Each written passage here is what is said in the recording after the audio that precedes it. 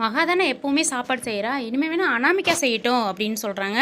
அது எப்படிக்கா என் மருமக செய்வா அப்படின்னு, ஏன் மகா செய்யலையா எல்லாருக்கும் செஞ்சு பழகட்டும், அப்போ தான் கற்றுக்க முடியும், அனாமிக்காவை செய்ய விடு அப்படின்னு சொன்னதும் உடனே சூர்யாவோட சித்திக்கு காயத்ரிக்கு வந்து செய்யவே இஷ்டம் இல்லை. ஏன்னா நம்ம மருமகளை வேலை வாங்குறாங்க அப்படிங்கிற மாதிரி நினைக்கிறாங்க.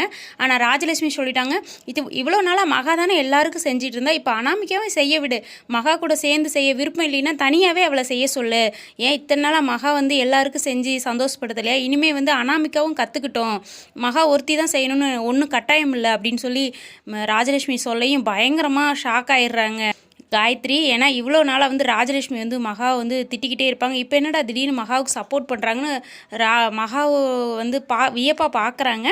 இப்போ வந்து ராஜலட்சுமியை வந்து காயத்ரியும் அனாமிகாவும் ரொம்ப ஷாக்கில் நினச்சிட்டு இருக்கிறாங்க. இப்படி தாங்க ப்ரமோ போட்டிருக்காங்க. இதை பேசுகிறத கேட்டுட்டு மகா ரொம்ப சந்தோஷப்படுறாங்க.